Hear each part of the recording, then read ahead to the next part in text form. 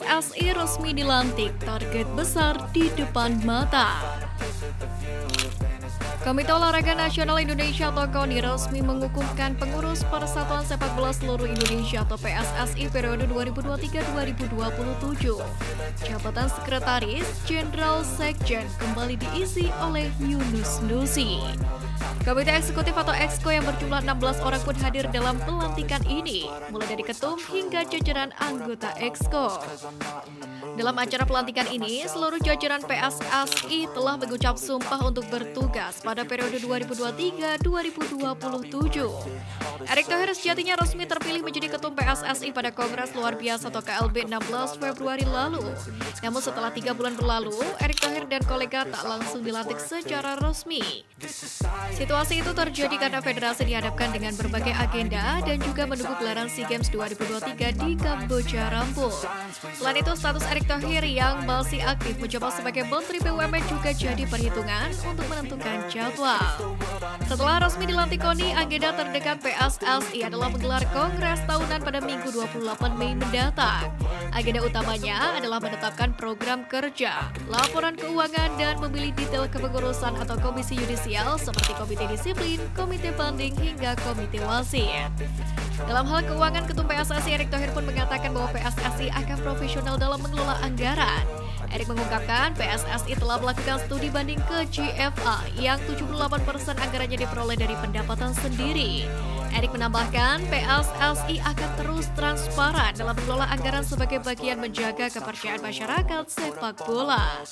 Sementara itu bersama Timnas, Erick Thohir meminta semua pihak untuk serius menatap Piala Dunia 2026. Ia berharap semuanya bisa bekerja sama dengan baik demi mewujudkan mimpi ke turnamen akbar tersebut. Dengan jatah 8 tiket untuk tim dari benua Asia, Timnas Indonesia tentu mempunyai kesempatan untuk bisa lolos. Namun begitu, mereka harus melalui babak kualifikasi yang digelar mulai 12 hingga 18 Oktober 2023 mendatang. Punya modal bagus, Timnas Indonesia U23 dirugikan jadwal kualifikasi Piala Asia U23. Timnas U23 Indonesia sudah dipastikan turun di grup K pada kualifikasi Piala Asia U23 2024. Garuda Muda bakal bersuat Turkmenistan dan Taiwan. Sementara laga kualifikasi Piala Asia U23 2024 sendiri bakal dilangsungkan pada 4 hingga 12 September mendatang. Meski begitu, PR Timnas U23 Indonesia di bawah asuhan Indra Syafri dipastikan tidak berjalan dengan mudah, di mana Garuda Muda memiliki satu kerugian terkait jadwal kualifikasi Piala Asia U23 2024 yang dirilis oleh ALC. Pasalnya, Timnas U23 Indonesia hanya memiliki waktu recovery selama 3 hari usai melakoni laga perdana. Garuda Muda bakal memulai pertarungannya menghadapi Taiwan pada 9 September mendatang. Kemudian laga menghadapi Turkmenistan bakal digelar pada 12 September 2023. Turkmenistan sendiri diuntungkan memiliki waktu istirahat 6 hari sebelum laga pamungkas melawan Timnas Indonesia U23. Sementara Garuda Muda hanya memiliki masa pemulihan lebih pendek dari pesaing terberatnya di grup ini. Tentu PR mengenai recovery ini harus jadi menu utama Timnas U23 Indonesia sebelum turun ke kualifikasi Piala Asia U23 nanti. Meski begitu, Garuda Muda masih memiliki keuntungan soal non-teknis, di mana Timnas U23 Indonesia bakal didukung puluhan ribu supporternya sendiri yang memadati Stadion Utama Gelora Bung Karno, Jakarta.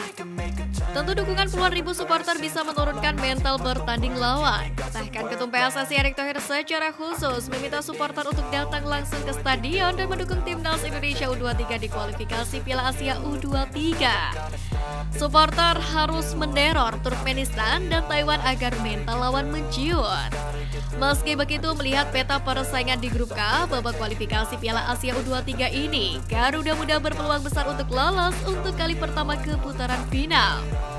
Pasalnya kualitas para anak-anak muda ini memang tidak perlu diragukan lagi. Ditambah mental baja dan fighting spirit tinggi yang ditunjukkan oleh anak asuh Indra Syafri sepanjang turnamen. Mental dan fighting spirit ini yang mesti dipertahankan oleh para pemain Timnas Indonesia U23. Jika ini bisa dijaga, maka tiket ke putaran final dengan status juara grup rasa-rasanya tidak akan terlalu sulit untuk diraih di hadapan publik sendiri. Bintang timnas Argentina turun gunung, Sintayong siapkan skuad terbaik.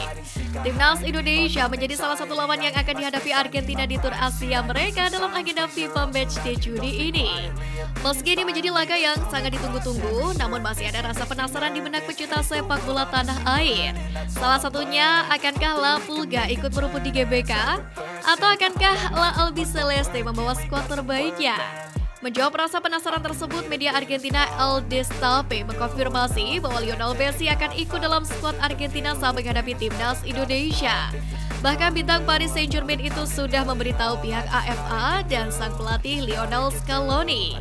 Selain itu, jurnalis Argentina González Bruno baru-baru ini juga mengabarkan bahwa Argentina juga akan mengikut sertakan wonderkidnya bocah ajaib Manchester United Alessandro Garnacho.